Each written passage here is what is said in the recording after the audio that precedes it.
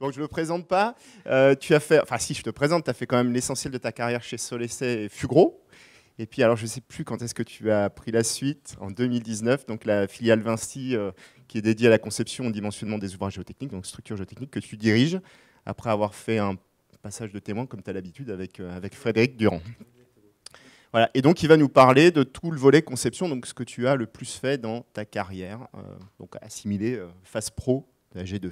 Voilà, je te laisse. Concevoir, ce qu'on va vous présenter, ce n'est pas un encouragement à l'audace. Je dirais même que la démarche est plutôt inverse. C'est ce qu'on pourrait penser quand on voit, quand on a vu les photos précédentes. C'était important de documenter les photos. Je dirais même, on peut se rendre compte que c'est difficile de trouver des photos correctes de voile par passe. Ce n'est pas du tout la pratique, même sur des chantiers actuels. On voit surtout beaucoup de défauts, voilà, beaucoup de choses. Et même quand vous mettez les choses par écrite, évidemment, ça ne suffit pas. C'est très compliqué de convaincre un maître d'ouvrage. Combien de géotechniciens dans la salle se trouvent confrontés à un promoteur qui confie la mission géotechnique G2 en contrepartie de pouvoir, à minima, accepter la solution voile par passe. Voilà. Il y a de la pression, il y a des enjeux. Voilà. Donc ça ne sert à rien de dire « Ah bah oui, mais on a déjà fait. » Donc on a déjà fait sous la nappe. Heureusement, Vivien est là pour nous dire attention, c'est plus qu'attention. Cas de sous-sol. Malheureusement, j'ai déjà fait un voile par passe avec cas de sous-sol, sous la nappe, devant une pile d'ouvrages d'art, devant les piles du Palais de Chaillot. Voilà. Et vous connaissez très bien la définition, où je vous le rappelle, d'un expert par Pierre Desproges. Un expert, c'est quelqu'un qui est capable d'expliquer pourquoi il a eu tort. Voilà. Donc, c'est donc pas un encouragement à l'audace, c'est de mettre de la raison. Je dirais que, en préambule, la norme 94-282, écran, a eu quand même la très bonne idée de mettre un amendement sur les voiles par passe et d'injecter du référentiel. Donc, en fait, on a un référentiel que, pour ma part, j'ai quasiment relu, redécouvert et sur lequel j'ai réfléchi à l'occasion du groupe de travail. Mais qu'est-ce qu'on attend de nous? Et si on assimile le voile par passe à un écran de soutènement, finalement, le niveau d'exigence, il est élevé. Et nous, les géotechniciens, on n'y mettait pas grand-chose. Le dimensionnement, c'était à l'estime, ça doit tenir. Voilà. La poussée, c'était le bureau d'études structure qui faisait 30 degrés 0, voilà, triangulaire. En général, il n'y a pas de nappe, ou de toute façon, on ne veut pas en avoir. Voilà. Et s'il y a de la nappe, et certainement pas pour poser les semelles de béton. Voilà. Donc, je ne caricature pas. Et le béton projeté a été inventé après le démarrage des voiles par passe. C'était du béton coffré, une face. Ça prenait beaucoup plus de temps. Voilà. La vitesse d'exécution était moins efficiente qu'à l'heure actuelle. Mais ça ne suffit pas. Voilà. Donc, finalement, on avait quand même des outils dans l'amendement et on n'en faisait rien. Donc, l'avantage de ces recommandations, c'est un petit peu comme dans l'esprit d'un DTU, c'est de parler de moyens de calcul, d'une démarche de réflexion et de s'adresser à tous les publics dans l'acte de construire. Voilà. Ça respecte assez bien l'esprit du DTU. Et donc, on va se préoccuper là, dans ce chapitre, de la démarche de conception. Eh bien, il s'agit de se poser des questions. Alors, j'ai essayé de mettre des points d'interrogation. Il y a une bulle où il n'y en a pas, mais c'est parce que je n'ai pas réussi ou je n'ai pas eu le temps de rajouter ces points d'interrogation. Se poser des questions. Parce que c'est le bon moment, au moment de la démarche de conception. On ne peut pas penser que lorsqu'on fait une fouille en région parisienne, dans un milieu urbain relativement dense, que tout le périmètre puisse s'apprêter à la configuration d'un voile par passe. Hormis quand on a commencé à construire les villes nouvelles, comme à Bussy-Saint-Georges, mais même à Bussy-Saint-Georges, maintenant, ça devient difficile. Et on réinsiste, ça va être un peu de la redite. Dans cette démarche, il y a certainement des questions qu'on doit se poser et sur lesquelles il va falloir apporter son regard de concepteur et de permettre en sorte qu'en face, ceux qui viennent après vous puissent s'approprier ces questions-là. C'est presque plus important de dire pourquoi il ne faut pas faire de voile par passe. Et ça, je vous assure, devant un promoteur, devant un maître d'ouvrage, c'est presque une démarche qu'il faut qu'il faut trouver des arguments. Je ne suis pas là parce que maintenant je suis Vinci, que je voudrais faire la promotion d'autres techniques de soutènement. Pas du tout. N'y voyez pas un missile, un sous-marin, un truc. Voilà. Non, ce n'est pas du tout ça. Si on a consacré du temps à la conception, c'est qu'il y a certainement aussi des endroits où c'est approprié. Mais il faut aussi pouvoir convaincre ses auditoires. Surtout quand le financier gouverne tout le monde. Il ne gouverne pas que le maître d'ouvrage avec vous, géotechnicien. Il ne gouverne pas seulement l'entreprise avec son sous-traitant. Le financier va gouverner. Le voile par passe, il est déjà dans le budget du maître d'ouvrage avant même que vous ayez votre contrat de G2 Pro. Voilà. Il n'y a pas de marche arrière. Donc il va falloir quand même trouver des arguments en disant que pour que l'entreprise soit aussi intelligente, parce que également, je peux vous assurer que nous, moi, en tant qu'entreprise, voilà, nous ne sommes pas forcément plus intelligents que vous, géotechniciens, au moment de la démarche de conception. On fait des erreurs. Vous avez vu les photos. Donc, se poser des questions. Possibilité de gérer l'eau pendant les travaux. Quelle eau? On verra. Voilà. Quel est le type de nappe? Il ne suffit pas de parler d'une nappe. Voilà, j'ai oublié de dire terrassement sous la nappe, dans les sables de Fontainebleau. Au moment où ça se déplace, l'entreprise de voile par passe s'arrête. Elle ne sait pas forcément ce qu'il faut faire. Quand ça bouge, elle ne sait pas ce qu'il faut faire. Il n'y a pas qu'au moment du contrat qu'il n'y a plus de marche arrière. C'est même dans les travaux. Quand ça commence à se compliquer, il n'y a plus personne. Ça, il faut que nous, je reprends ma casquette conception, nous soyons capables de nous mettre dans cette configuration-là. La cohésion apparente. On va en parler, je ne vais pas m'étendre tout de suite. Ce terme est un peu délicat à percevoir. Surtout, je me place du côté d'entreprise générale. Donc vous, géotechniciens, ça va être important de pouvoir qualifier cette cohésion. Les butons. J'irais même un chantier de voile par passe. Est-ce qu'il peut être butonnable? Ça, c'est une question. Je ne sais pas si le terme est même français, mais bon, je l'emploie. Cette question, c'est vrai qu'elle ne se pose pas aisément à un géotechnicien qui débute.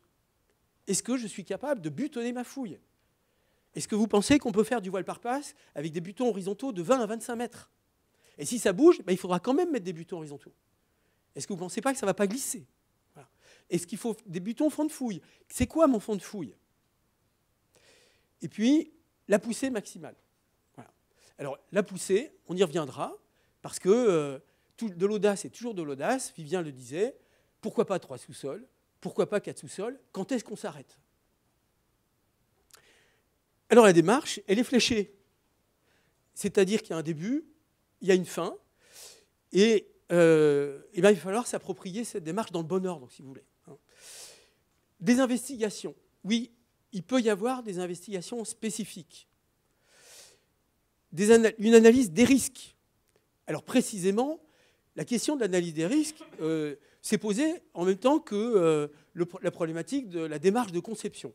Au début, on s'était dit, chapitre 1, ce qu'il ne faut pas faire, Vivien. Chapitre 2, la G2, c'est Jean. Le chapitre 3, c'est Benoît, etc. Non. Alors on s'est dit, non, on va faire une démarche de conception. Et je me suis dit, mais c'est quoi les domaines et limites d'utilisation? Vous prenez la première page de la norme d'écran, il y a des domaines, il y a un domaine d'utilisation. Voilà. Et je me suis dit, mais comment on va faire, quoi? Il y a déjà des choses qui sont intelligentes écrites dans la norme 282. Qu'est-ce qu'on peut dire de plus? Donc, le mieux, c'était de dire, c'est difficile de dire où on s'arrête, parce que le champ est vaste, finalement, du voile par passe. Alors, la première fois que j'ai posé la question, première réunion en présence, Nicolas, j'ai dit, mais pourquoi on n'étudierait pas les puits blindés voilà, ou les tranchées blindées? Top, genre non, il faut bien circonscrire. On parle bien du voile par passe. Alors, et le mot alterné, qu'est-ce qu'on en fait? C'est voile par passe alterné. Moi, j'étais accroché au mot alterné. Puis finalement, il y a des endroits, il y a quand même des fois quelques mètres linéaires. Eh bien, j'étais bien content. Je ne pouvais pas faire autrement que de ne pas alterner. Donc, on enlève le mot alterné. Qu'est-ce que je voulais vous dire d'autre? Donc, pas de puits blindé. Donc, je me suis dit, à un moment donné, il faut passer par l'analyse de risque. Anne-Marie, qui n'est pas là, et que je salue quand même par la pensée, me disait, Jean, pas plus de 2 niveaux de sous-sol. Mais dans les recommandations, vous ne pouvez pas écrire pas plus de 2 niveaux de sous-sol. Voilà. Donc, vous prenez une norme, on ne vous dit pas, c'est pas plus de 5 étages ou pas plus de 10. Voilà. Il y a une norme, et il faut qu'elle puisse s'adapter aux différentes configurations. Des hypothèses. Les hypothèses, je combats un rapport conclusif, puisque le maître d'ouvrage lui a demandé, eh bien oui, voile par passe. Eh bien non, cohésion égale 0. Voilà. On ne peut plus arriver à... Ça s'appelle des injonctions contradictoires. Donc si vous pensez que l'entreprise doit se démerder avec cette cohésion qu'on a mis à 0 et qu'on sait très bien que ça va finir en balle par passe, très clairement, Vivien, lui, il va se dire, il va ouvrir son dossier, il va se dire, mais si cohésion égale 0, mais ça doit se casser la gueule. Ça va se casser la figure, je vous l'avais bien dit. Voilà. Donc on ne peut plus avoir ce type de, je dirais, d'écriture où on pense que c'est le coup d'après, c'est maintenant, c'est dans cette démarche de conception qu'on doit s'approprier ce type de questions. Et le contenu principal d'un dimensionnement, alors là on a circonscrit. On n'a pas été trop vaste, on a cherché à faire quelque chose d'assez spécifique et qui est capital, je vous le dirai après. Et puis l'instrumentation, il faut faire des choses simples et qui apportent, je dirais, des informations essentielles. Ça donnait lieu à des gros débats, comme toujours, sur l'instrumentation, c'est passionnant. J'ai que 25 minutes, alors vous m'arrêtez, hein, vous direz stop. Alors, voilà. Alors, domaine et l'utilisation. Alors, introduction des investigations spécifiques. Alors, c'est à la fois intéressant, cette diapo, mais ce n'est pas du tout intéressant parce que le discours n'est pas de dire « Ah bah tiens, on a trouvé un truc ». En plus, c'est moi qui l'ai écrit. « Ah bah tiens, on va faire des essais de tenue de paroi ». Ça ne répond pas à la question. Ça ne répond pas toujours à la question, ou je dirais même, pour répondre à la question « Est-ce que ça se tient, ce terrain ?» Qu'est-ce qu'il faut faire? Donc j'ai fait une démarche plutôt inverse en me disant il y a des choses qui sont recommandées dans la norme. Et là, il est important, on a besoin de cohésion, et il est important de se poser la question de savoir, mais ça marche comment? Qu'est-ce qui se passe? Alors, je vous redis un petit peu ce qu'on a mis, et je souligne à quel point cette histoire de cohésion est importante. Donc, l'ouverture frontale et verticale d'une phase, c'est une phase critique. Le frontal est soumis à une condition d'autostabilité jusqu'à la montée en résistance du voile béton. Donc ça prend un certain temps. Et la mise en place des bracons de butons. En absence de blindage, c'est la cohésion apparente du sol qui permet d'assurer la stabilité du frontal. Ça se tient tout seul. Il convient de rappeler que la cohésion présente un caractère transitoire, c'est-à-dire elle est fonction du temps. Voilà, c'est comme la viscosité.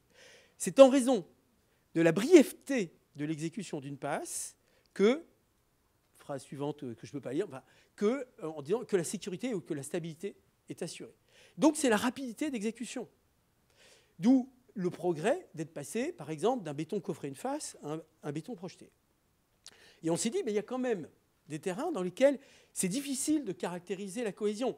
Le matériau par excellence confronté au voile par passe, ce sont les remblais. Et donc, l'analyse critique, Anne-Marie, mais Jean, on ne peut pas faire un essai triaxiaux. De toute façon, si tu en fais un, on va toujours te le critiquer. Ouais, c'est pas bête. Enfin, moi, je dis, c'est quand même bien de faire des essais triaxiaux. Mais quand même, quand on fait un essai triaxial, vous lisez la norme, c'est en conditions saturées. J'avais suggéré de faire des essais triaxiaux non, en conditions non saturées. Moi, je trouvais ça très intéressant. On m'a dit, Jean, on va essayer de respecter la norme. Bon, alors, j'ai remballé mes idées. Mais on va dire quand même qu'il y a quand même quelque chose qui se passe, y compris dans des sables, quand vous n'êtes pas en conditions saturées. Il y a des matériaux qui sont enchevêtrés, qui créent de la condition apparente. Un sable de Fontainebleau n'a pas de cohésion, mais il est enchevêtré. Et donc, il faut le désenchevêtrer pour qu'il revienne à sa cohésion nulle. Et donc, on a imaginé de faire cet essai de tenue de paroi, voilà, pour apprécier une tenue à court terme. Alors, je me suis dit, on va essayer les effets de bord, on va essayer quand même d'agrandir pour justement éliminer des conditions d'effet de bord. En gros, pour une passe de 1,50 m de haut par 3 mètres de large, je me suis dit, on va remettre 1 mètre sur les bords et 1 mètre en dessous. Ne serait-ce que pour avoir un espèce de facteur de sécurité intuitif au moment où on va faire ces constats. Et puis, on a rajouté quand même quelques conditions, voilà, sur la façon d'appréhender cette cohésion. Donc, on s'est dit, on va donner des outils à partir de cet essai de tenue de paroi. Alors, on a proposé de le faire pendant 24 heures. On a dit, attention, bon, en général, ça marche dans les terrains de surface. Est-ce que vous pensez que quand on va faire 2 sous-sols, on peut faire quand même un essai de tenue de paroi à 6 mètres de profondeur? Quand même un problème de sécurité. Donc, je me suis dit, ce n'est pas toujours approprié à toute la configuration d'un voile par passe, notamment si vous avez 2 niveaux de sous-sol, voire plus. Donc, il faut faire attention, il y a des limites à la méthode. Et puis, à l'interprétation, c'est quelle cohésion on va pouvoir déduire de ça? Comment on va pouvoir approcher cette cohésion qu'on va devoir qualifier? Alors, cette cohésion, on l'a appelée travaux. Pourquoi? Parce qu'il y a plusieurs moyens de la mesurer. Vous pouvez la mesurer donc par des essais laboratoires. Ça peut être une cohésion drainée, voilà.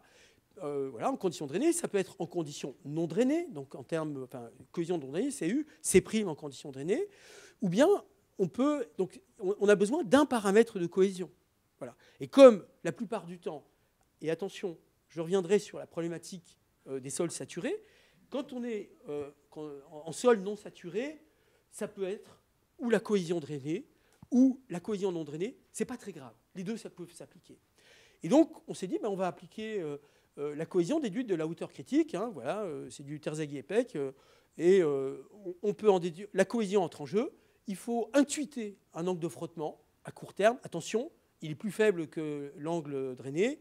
Et on en déduit une cohésion. Mais cette démarche-là, c'est valable pour une tranchée infinie, 2D. Donc, quand vous allez estimer cette cohésion, en fait, elle va être plus élevée que celle dont vous avez besoin alors que vous avez fait votre petite fouille avec qui est un vrai modèle 3D. Oui, cette fouille. Donc, attention, la cohésion que vous avez vue et constatée sur le terrain est plus faible que celle que vous allez déduire de cet abac. Donc, il faut la pondérer. Et Kauvan, je ne sais pas s'il est là dans la salle, mais a eu la bonne idée de faire des calculs 2D et des calculs 3D sur Plaxis pour estimer un petit peu ce rapport de pondération qu'on doit injecter dans la cohésion pour pouvoir la corriger. Hein, ce que vous intuitez dans la BAC, ça va être une cohésion un peu plus élevée que ce dont vous avez besoin effectivement dans l'essai de tenue de paroi. Voilà. La norme nous autorise, 282, elle admet qu'on peut prendre justement une cohésion peut-être plus élevée que les fameux 5 kPa, voire 10, d'accord, notamment pour les phases transitoires. Donc je n'ai pas envie de dire, lâchez-vous, mais il y a quand même des terrains où on peut mesurer un peu plus, dans les marnes équerres, dans le calcaire grossier, dans une argile verte non saturée, attention, faisons attention. Voilà. Donc on peut appréhender le problème, prendre une cohésion qui est un peu plus élevée que celle proposée dans la norme, mais il faut aussi avoir un petit peu de mesure et surtout ne pas aller dans un excès. Donc l'exemple typique de la fouille, elle a un rapport de largeur divisé par la hauteur de 2. J'ai 3 mètres plus 1 mètre de chaque côté, ça fait 5. 1,50 m plus 1 mètre en dessous, ça fait 2,50. Ça fait bien un rapport de 2. Et quand vous avez un rapport de 2, ici, il faut pondérer donc cette valeur de cohésion par 0,75. C'est à peu près le rapport qu'on a entre la cohésion nécessaire dans une fouille en 3D et celle en conditions 2D. Maintenant, des investigations spécifiques. Il n'y a pas que. Hein. Il faut... je fais un petit aparté sur les investigations spécifiques. On a suggéré dans les recommandations de pouvoir appréhender des matériaux avec des comportements assez difficiles. On pense notamment au sable lâche qu'on va trouver surtout en comblement d'anciennes sablières, d'anciennes carrières à ciel ouvert. Voilà. Le cas typique, c'est la carrière à ciel ouvert des sables de Fontainebleau, qui est remblayée avec des matériaux fins, sableux, ou l'ancienne carrière d'Olivier ancienne, avec des produits de décantation, voilà, du béton qui ont été tamisés. Donc il y a des matériaux lâches, des sables lâches, qui ne pardonnent pas. Voilà. On ne peut pas ouvrir, ça ne se tient pas. Vous avez une rupture de peau et vous avez le matériau qui tombe sur la personne. Vous avez le sable de Fontainebleau en place, qui lui est enchevêtré, donc il va avoir une espèce de cohésion apparente. Mais comme votre voile par-passe s'accompagne de déplacements, dès que vous autorisez le déplacement, le sable se désenchevêtre et sa cohésion devient strictement égale à 0. Voilà. Et donc c'est là où on a les effets d'ensevelissement des personnes, voilà, et qui ne pardonnent pas. C'est vraiment l'accident mortel. Donc attention aux critères de sable lâche dans les investigations spécifiques. Faites des carottages. On peut voir dans une caisse si un matériau a déjà une cohésion apparente. Carotter à sec plutôt que carotter sous eau. Voilà. Donc il y a aussi des petites astuces qui nous permettront d'avoir une analyse critique sur cette cohésion apparente que vous aurez mesurée par des fouilles. Maintenant, les avoisinants. Attention, entre mitoyen et avoisinant. Je reviendrai après sur la problématique de la mitoyenneté, mais il faut, comme dans toute démarche de soutènement, se poser les questions sur les avoisinants.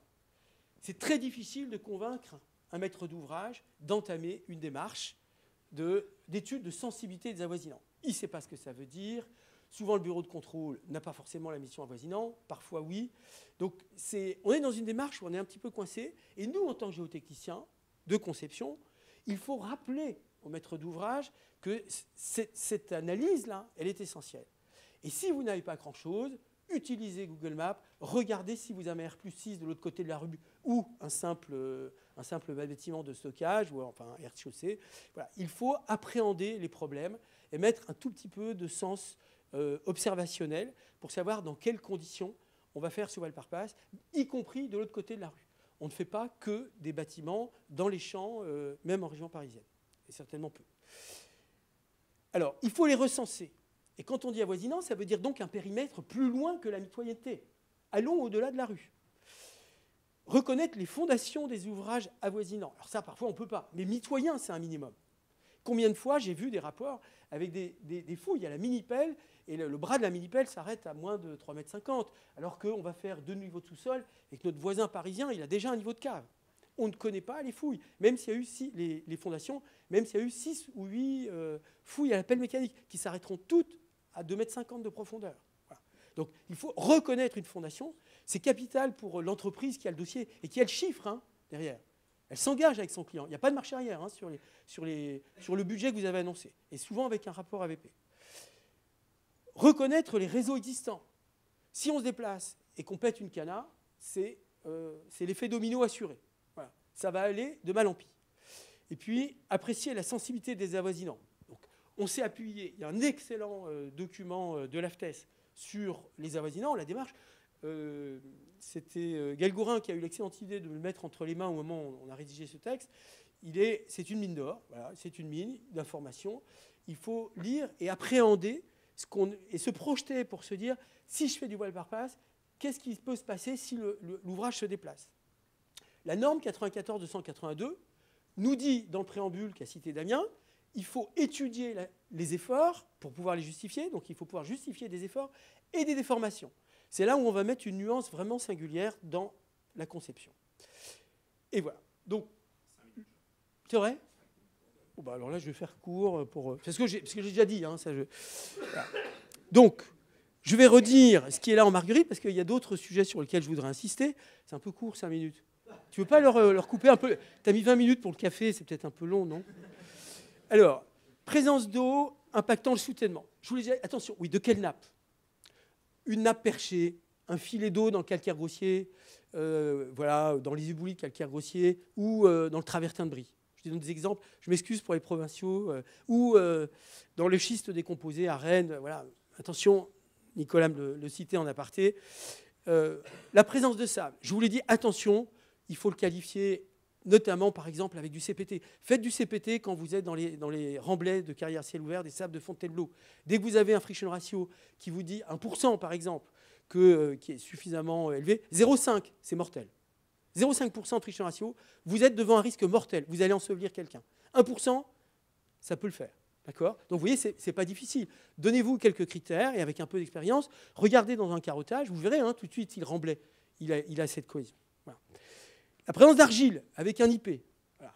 Là, j'en ai vu des voiles par passe dans les argiles vertes, plastiques, des avions modernes un peu plastiques, bouffe, qui partent. Mais enfin, voilà, façon Gaston Lagaffe. IP supérieur à 20, c'est casse-gueule. Ouvrage avoisinant, attention, je dirais, regardez un peu plus près les mitoyens. Le mitoyen, voilà, celui qui est juste derrière le voile. On verra après sur les problématiques de déformation. Et enfin, l'intensité de la poussée. Donc c'était le fameux débat avec Anne-Marie qui me dit, je vais beaucoup citer Anne-Marie, je ne vous la connaissais pas, mais c'est Mamie Nova, j'ai travaillé avec elle pendant 10 ans, donc je l'aime beaucoup. Anne-Marie me dit, mais on ne peut pas aller plus loin que 2 sous-sols. Je lui dis, mais j'ai déjà fait 3 sous-sols, à Montilly-Bretonneux, tu fais un pré-talus, paf, tu descends de 6 mètres, ça fait 3. Donc, ok, alors, qu'est-ce qu'on dit? Alors, j'étais en train de regarder justement un dossier à Montilly-Bretonneux, et je fais mon calcul, boum, j'arrive à 20 tonnes par mètre linéaire. Je dis, ouais, mais c'est un bon chiffre, ça, 20 tonnes par mètre linéaire. Parce que si vous prenez 4 mètres dans des argiles vertes, ça fait aussi 20 tonnes par mètre linéaire. Donc je me dis, il y a peut-être une idée là, voilà, qu'il fallait creuser. Donc voilà, un ordre de grandeur. Ce n'est pas maxi 2, surtout pas 3, alors encore moins 4, bien sûr, mais maxi 20 tonnes par mètre linéaire. C'est déjà énorme. C'est des butons tous les 3 mètres. C'est des semelles quasiment de 2 par 2. Et encore, voilà, parce que dans le Val-Parpasse, dans les remblais de sable de Fontainebleau, enfin dans les remblais de carrière de sable de Fontainebleau, on va dire contrainte admissible de la semelle, 1 bar. Mais vous ne pouvez pas faire de semelle. Voilà. Et on va faire quand même le voile par passe. Donc, et on ne peut pas faire non plus des butons tous les 1 mètre. Donc vous voyez, le 20 tonnes, paramètres linéaires, poussée horizontale, c'est déjà beaucoup.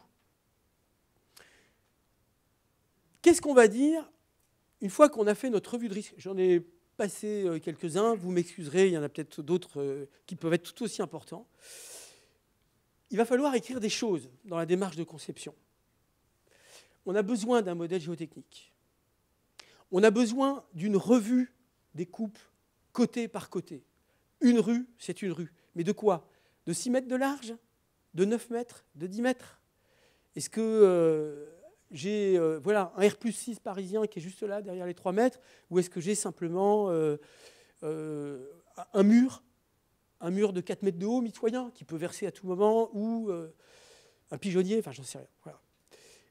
Donc, il nous faut une coupe avec les conditions derrière. Il nous faut des paramètres. Je vous ai dit, attention, on ne peut pas faire des conclusions avec C égale 0. Si vous êtes d'accord avec le voile par passe, c'est que nécessairement, il y a de la cohésion. Laquelle? Il va falloir définir des niveaux d'eau. Et le niveau d'eau, chantier. Est-ce que je vais faire des fouilles de semelles dans l'eau? Elle peut être au ras de l'eau. Vous vous dites, ah ben oui, mais la nappe, elle est là. On sait très bien, voilà, ici Mouineau ou à Levallois-Perret, ben oui, ben la nappe, elle est à 10 cm sous mes 2 niveaux de sous-sol. Et les semelles, vous avez vu, les semelles, elles sont inclinées. Il faut faire 1,50 m de fouille. Qu'est-ce qu'on fait? Voilà. J'ouvre, je suis dans l'eau, boum, je baigne ma semelle? Non. Alors, donc il faut avoir ces éléments-là parce que, n'oubliez pas, dans le voile par passe, c'est très difficile d'avoir des actions correctives. Il n'y a pas de méthode observationnelle. Voilà, parce qu'on sait très peu corriger. Voilà. Et vous allez le voir dans les seuils, ce n'est pas pour rien qu'on a dit seuil d'alerte, seuil d'arrêt. Il n'y a pas d'intervention. On s'arrête, on réfléchit. Vous avez vu? Et Vivien a montré, hein, c'est radical, remblayer la fouille. Donc il faut prendre cette mesure de quand ça ne se passe pas comme on voudrait que ça se passe, voilà, fin des années 70, il faut avoir réfléchi. Voilà, c'est ce que nous suggère la norme. Hein. Donc, le niveau d'eau chantier. La nécessité d'un drainage. Alors, c'est un débat. Soyons sobres dans le drainage. Oui, il faut drainer parce qu'il peut y avoir des pluies d'orage qui peuvent s'accumuler derrière un voile. Et comme on ne prend pas de poussée d'eau en général, s'il y a ne serait-ce qu'une accumulation de pluies d'orage, ça ne pardonne pas. Ça va partir. Donc, l'encadrin, il est là avec des barbacanes, sinon ça ne marche pas, il est là pour pouvoir évacuer très rapidement cette pression d'eau. Voilà. Et les phénomènes d'accumulation sont très fréquents. La nappe, une nappe perchée, quand on rentre dans la nappe, reculez. Reculez. Évitez le voile par passe dans la nappe. Voilà. Soyons réfléchis dans nos actions. Voilà. On envoie l'entreprise au casse-pipe. Et je vous assure, hein, j'ai fait un voile par passe dans les sables de Fontainebleau sous la nappe. Avec un bon, Frédéric Collignon. Voilà, un bon. Eh bien, j'ai emmené l'entreprise pour qui je bossais, dans une galère. Voilà. Et pourtant, je l'ai fait à 55 ans. Donc, c'est pas du tout... c'est à la fois réfléchi et irréfléchi. Vous voyez ce que je veux dire? Donc, il faut prendre la mesure. L'entreprise, elle a un délai. Donc, quand on dit rabattement, mais en régime transitoire, il faut un temps pour que ça rabatte. Si vous leur dites, eh bien, commencez, mais quand? Voilà. Donc, et évidemment, les actions se collisionnent. Donc le gars, il vient rabattre en même temps qu'on est en train de descendre la ceinture. Ça ne marche pas. Voilà. On envoie les gens au casse-pipe. Et puis, les pressions limites. Réfléchissons, dimensionnez les semelles de buton. Ne faites que ça. Voilà. On peut préconiser de mettre le buton sur un pieu. Sauf que le pieu, il va y avoir un poteau. Donc ça ne marche pas. On ne va pas rajouter des butons, des pieux exprès pour mettre des butons. Hein. Économiquement, le maître d'ouvrage ne vous écoute pas. Voilà. Et l'entreprise non plus. Donc de toute façon, il n'y aura jamais, dites-le-vous bien, de butons inclinés sur un pieu. Donc il faut penser autrement. Voyez. Donc si on arrive à faire une semelle et qu'on peut la faire dans les remblais, voilà, on aboutit à quelle dimension? Je pense que Benoît reviendra après sur les problématiques de dimension de la semelle. Stabilité. Pour conclure, la stabilité, alors on s'est dit, qu'est-ce qu'on fait comme calcul? Alors si on doit tout faire, voilà, le budget de la G2 Pro, rappelez-moi ce que c'est que le budget de la G2 Pro, on a une misère, quoi. Mais l'entreprise aussi après, hein, il y a des misères, je vous raconte. Mais nous avons une misère pour étudier nos ouvrages. Qu'est-ce qu'on doit faire de sûr et d'efficace? Eh bien, au moment où je me suis posé la question, ouais, est-ce qu'il faut faire un calcul rideau ou pas? Je me suis dit, il y a au moins une chose qu'il faut faire, parce qu'elle est très peu usitée après. dans les études de dimensionnement, c'est d'avoir posé les questions de la stabilité. Et j'y ai vu que des avantages. D'abord, vous la faites à un moment qui est capital, et ça peut être un argument pour dire à mon maître d'ouvrage, écoutez, là, non, c'est pas stable. De toute façon, vous l'avez calculé, puis vous avez un coefficient de sécurité en dessous. Ça ne marche pas. Donc, vous avez fait une démarche, et vous pouvez montrer pourquoi. Et puis, on voit tout. On est obligé de voir loin quand on fait une étude de stabilité. On voit les surcharges. N'oubliez pas qu'il faut une installation de chantier. Alors, vous ne le verrez pas, le plan d'installation de chantier. Mais il y a quand même une installation de chantier. Il peut y avoir donc le voisin. Il peut y avoir la voirie. On voit tout. On est obligé de poser le problème. On peut voir un pré-talutage et l'impact du pré-talutage. Et puis surtout, il y a mes semelles de buton. Et mes semelles de buton, ils ont des efforts qui sont internes au cercle de glissement, parce qu'on s'appuie sur le fond de fouille. Donc il est très bien ce dessin. Le C1, il est là pour me dire, la bêche fait quelque chose, mais vous verrez que ce n'est pas C1 qui dimensionne la stabilité, c'est C2. Parce que lui, vous allez devoir injecter. Donc si vous injectez les efforts que vos butons sont censés équilibrer, vous allez vous rendre compte que vous allez à peu près diminuer votre coefficient de sécurité d'à peu près 10 à 20%, déjà, entre C1 et C2. Et vous allez devoir calculer les efforts. Le fameux 20 tonnes au mètre linéaire incliné à 45 degrés. Voilà. Donc je me dis, finalement, il y a tout là-dedans. Et puis c'est la façon de fouille. Si ça pète, c'est à ce moment-là que ça va péter, et c'est là où c'est grave. Donc de toute façon, c'est là où il faut dimensionner. Et puis nous avons dit, calculer avec les caractéristiques drainées. Voilà. Là, autant pour la problématique d'effort, Benoît y reviendra, qu'est-ce qu'on emploie comme cohésion? Voilà, on peut faire des débats sans fin. Par contre, là, on peut calculer avec les caractéristiques drainées. Vous verrez que vous aurez besoin d'un peu de cohésion, voilà, y compris en phase drainée. Mais après, il y a les planchers, il y a le dallage, il y a tout, ne vous inquiétez pas. Il n'y a pas de voile pliée en deux une fois que le bâtiment est construit. N'est-ce pas, Vivien? Je ne pense pas que je me trompe. Voilà. Et puis, comment on conclut? Alors là, j'ai appris des choses. Moi, c'était intéressant. Écoutez, grâce à Nicolas, d'ailleurs, Néran, il y a beaucoup de Nicolas dans la salle, donc Nicolas Néran. Donc, pourquoi vont-ils jusqu'à 6 mètres? C'est un détail qui m'avait échappé. Mais la réponse était très simple. C'est parce que les treillis soudés font 6 mètres. Et ça les emmerde de les couper en deux. Ah, d'accord. Donc, vous pouvez leur dire, vous pouvez leur mettre toutes les conditions, allez, pas plus de 3, maxi 1,50 m. Évidemment, même nous, en interne, on n'est jamais écouté. Et donc, moi, je ne vais pas sur les chantiers. Je ne vais plus. Ils me foutent la trouille, quoi. Donc, je dis, bon, j'écris 3, 1,50 m, là, je fais comme Nicolas m'a dit, etc. Je sais qu'ils vont livrer des treillis en 6 mètres. Et à ce moment-là, c'est pour ça qu'ils font tout pour passer en 6 mètres. Je leur dis, attendez, les gars, vous, les chantiers, c'est votre job maintenant. Vous regardez, vous êtes derrière eux, et s'ils ne font pas ce qui est écrit, vous leur expliquez et vous leur dites de faire. Il faut aussi que chacun soit responsable. Les géotechniciens, ou en G2 ou en G3, ne sont pas responsables de tout. C'est vrai qu'on a un sens de culpabilité qui est très développé. Et puis, il faut... donc, c'est la problématique des déplacements, pour conclure. Donc, 1,50 m, 4 mètres. On a dit, bon, soyons pas trop radins non plus, rapaces. À vous d'apprécier. C'est assez délicat, mais vous avez quand même des garde-fous pour pouvoir faire quelque chose d'honorable. Vous ne serez pas critiquable sur ce point de vue. Et enfin, difficile à évaluer par le calcul, les déplacements. Le sujet des déplacements. C'est là où on se démarque un petit peu de la norme. La norme dit, il faut calculer les déplacements. OK pour la G3, mais j'ai voulu souligner que ce qu'on calcule dans un calcul rideau, ce n'est pas un déplacement calculé au sens où l'entend la norme. Ça ne peut pas être un déplacement engageant. Donc on dit, voilà, on a calculé 1, mais ça peut être de l'ordre de 2 à 4. C'est entendable. Vous avez le droit de faire cette extension. Ouais, on a calculé 1, mais peut-être parce que vous avez calculé avec des butons horizontaux infiniment rigides, j'en sais rien. Enfin, mais de l'ordre de 2 à 4. Donc, quand vous êtes au ras d'un mitoyen, à partir du moment où vous devez vous engager, rappelez-vous de ce petit R+1 qu'on a vu complètement démoli avec des gens à l'intérieur. Mais non, on ne peut pas passer devant un mitoyen. On ne sait plus s'engager sur des déplacements. Je dis non à mes équipes. Je leur dis non.